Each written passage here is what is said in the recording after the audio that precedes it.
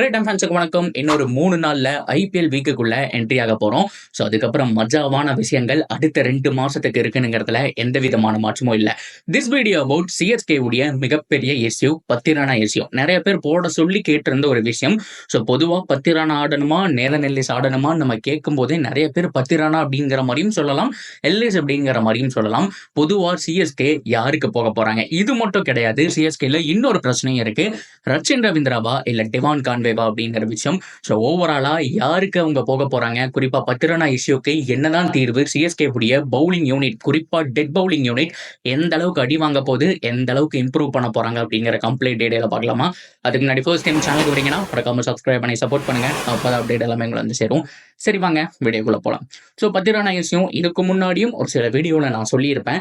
என்ன அப்படின்னா, பத்திரானா வந்த உடனே முதல் மேட்ச், அதாவது ஞாயிற்றுக்கிழமை நடக்கக்கூடிய மும்பை இந்தியன்ஸ் மேட்ச்ல அவரை விளையாட வைக்கணுமா இல்ல டெட் பவுலரா நேதன் எல்லிஸ் விளையாடணுமா அப்படிங்கிற விஷயம். ஸோ பொதுவா பத்திரானா பார்க்கறதுக்கு முன்னாடி இப்போ நேதன் எல்லிஸை பத்தி பார்த்துடலாம். ஸோ கடந்த ஒரு வருஷமா கன்சிஸ்டண்டா இருந்திருக்காரு. அதுக்கு முன்னாடியே ஒரு பெட்டர் பவுலர் தான். பஞ்சாப்ல இருக்கும்போதே செமையா தான் போட்டிருந்தாரு. கன்சிஸ்டண்டா இருந்திருக்காரு. எல்லா விதமான ஃபார்மேட்டுக்குமே செட் ஆவாங்க. பட் இருந்தாலும் ஆஸ்திரேலியா மேக்சிமம் டெஸ்ட் சைட்ல அவரை காட்டுறது கிடையாது. ஸ்காட் பவுலர்ன்றது மட்டும் இல்லாம இருக்கக்கூடிய பவுலர்ஸ் வச்சுட்டு போயிடுறாங்க. அவருக்கு டெஸ்ட்டுக்கு அலோடு கிடையாட்டியும் கூட ஒயிட் பால் ஃபார்மேட்ல செம்மையா விளையாண்டுருக்காருங்க. ஸோ ஓடி ஆகட்டும் T20 ஆகட்டும் கன்சிஸ்டண்டா போட்டிருக்காரு. அது மட்டும் இல்லாம ரீசெண்ட் டைம்ல கேப்டலா பிபிஎல் அடிச்சு கொடுத்திருக்காரு. முதல் தடவை அந்த டீம் வந்துட்டு அடிச்சிருக்காங்கன்னு சொல்லி ஆகணும். ஸோ அந்த டோர்னமெண்ட் ஃபுல்லாமே அவருடைய எக்கானமி அப்படிங்கிறது மேக்சிமம் 7 தாண்டி போகல. ஸோ T20 பொறுத்த வரைக்கும் 7 அப்படிங்கிறது ஓகேவான ஒரு எக்கானமி அப்படிங்கிற மாதிரி சொல்லலாம். விக்கெட்டும் ஒரு மேட்சுக்கு ஒரு விக்கெட்டு, அடுத்த மேட்ச் 2 விக்கெட்டு, 1 2 அப்படிங்கிற மாதிரி. ஸோ ஹையாவும் இல்லாம ரொம்ப லோவாவும் இல்லாம அந்த ஒரு மீடியமா போறாங்க இல்லையா? ஸோ இந்த மாதிரியான ஆட்கள் தான் ரொம்ப முக்கியம். ஏன்னா எப்பவுமே ஃபார்ம் அவுட் ஆகாம அந்த ஃபார்ம்லயே சூடு பிடிச்சிட்டு இருக்கக்கூடிய ஒரு ஆள்கள் தான் எப்பவுமே செம்மையா பர்ஃபார்ம் பண்ணுவாங்க. எஸ்பெஷலி சிஎஸ்கேல நான் சொல்றேன். மற்ற டீம் எப்படியோ தெரியல, சிஎஸ்கே பொறுத்த வரைக்கும் அந்த மாதிரி ஆள்களுக்கு தான் போவாங்க. ஸோ அதே மாதிரி ரச்சினா டிவானான்னு கேட்டா சிஎஸ்கே பொறுத்த வரைக்கும் டிவான் கான்வேக்கு போறதுக்கான சான்ஸ் தான் இருக்கு. இந்த டீம்ல ஆல்ரெடி வந்துட்டு ஓபன் பண்ணியிருக்காரு. அப்கோர்ஸ் கண்டிப்பா ரச்சினும் ஆடி இருக்காரு தான். பட் இருந்தாலுமே டிவான் கான்வே இருந்த வரைக்கும் அவர் பண்ண சாதனைகள் அந்த மாதிரி. அவருடைய ஆவரேஜ் 40க்கு மேல இருந்திருக்கு சிஎஸ்கேல. எஸ்பெஷலி ஃபைனல்ல செமையா ஆடினாருங்க. அதை மறந்துடவே கூடாது. 2023 ஃபைனல்ல ஒரு அடித்தளம் போட்டு கொடுத்தது டிவான் கான்வே தான். அதுக்கப்புறம் தான் வந்து ஜட்டுவல ஃபினிஷ் பண்ணதை நம்ம பார்த்தோம் இல்லையா? ஸோ இந்த ஒரு பிரச்சனையில டிவான் கான்வேவா ரச்சினான்னு கேட்டா எஸ்பெஷலி நம்ம ஃபேன்ஸ் எல்லாம் என்ன சொல்லுவோம், கண்டிப்பா ரச்சின் தான்ப்பா. என்னப்பா மேன் ஆஃப் த டோர்னமெண்ட் வாங்கியிருக்கான், செம்ம ஃபார்ம்ல இருக்கான், ஓடி ஆகட்டும் T20 ஆகட்டும் எல்லாமே விளையாடுறான், செம்ம டச்சில் இருக்கான். கான்வே சுத்தமா ஃபார்ம் அவுட், ரச்சின் தான் ஆடணும்னு நம்ம சொல்லுவோம். ஆனா நம்ம என்ன நினைக்கிறோமோ அதுக்கு ஆப்போசிட்டா தான் செய்வாங்க சிஎஸ்கே. ஆப்போசிட் கிடையாதுங்க. அவங்களுக்கு தெரியும் எந்த பிளேயர் மேல நம்பிக்கை வச்சாலும் 100% வாங்கிடுவாங்க. அந்த மாதிரி ஒரு டீம் தான் சிஎஸ்கே பொறுத்த வரைக்கும். 90% கான்வே தான், மீதி 10% மட்டும்தான் ரச்சினுக்கு போவாங்க. அதுல மாற்றமே கிடையாது.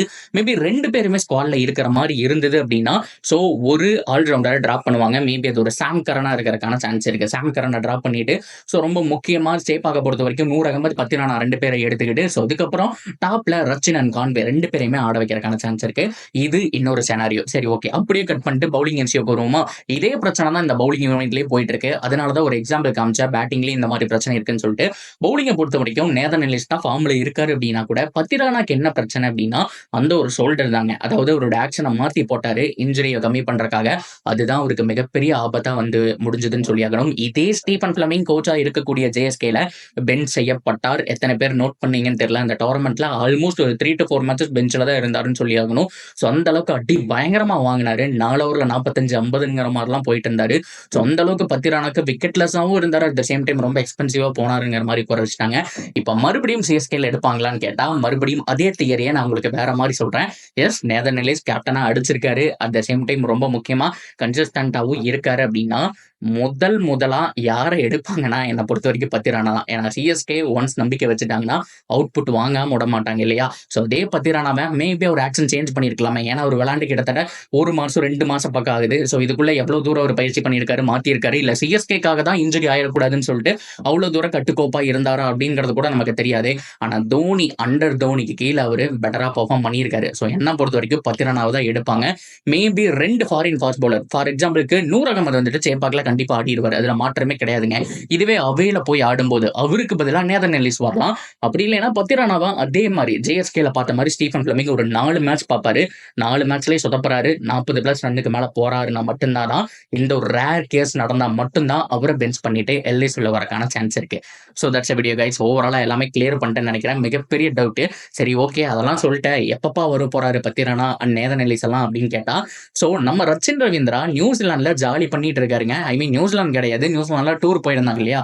ஸோ அந்த துபாய் அந்த மாதிரி இடத்துல எல்லாம் பார்த்தோம் அப்படின்னா இந்த டிரைவிங் அதெல்லாம் பண்ணி ஃபன் பண்ணிட்டு இருக்காரு. அதெல்லாம் முடிச்சிட்டாருன்னு நினைக்கிறேன். மேபி நாளைக்கு இல்லை நாளானிக்கு வந்துருவாரு.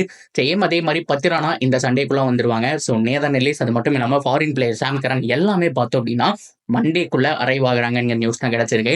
பொறுத்திருந்து பார்ப்போம் சிஎஸ்கே அவங்களுடைய கேம்ப் எப்படி ஃபினிஷ் பண்றாங்கன்னு சொல்லிட்டு. That's video guys. இதை பத்தி உங்களுடைய கருத்துக்கள் தாராளமாக கமெண்ட்ல சொல்லலாம். அண்ட் தொடர்ந்து அப்படி இருக்கு சேனலோட நினைச்சிருங்க. மறக்காம சப்ஸ்கிரைப் பண்ணி சப்போர்ட் பண்ணுங்க.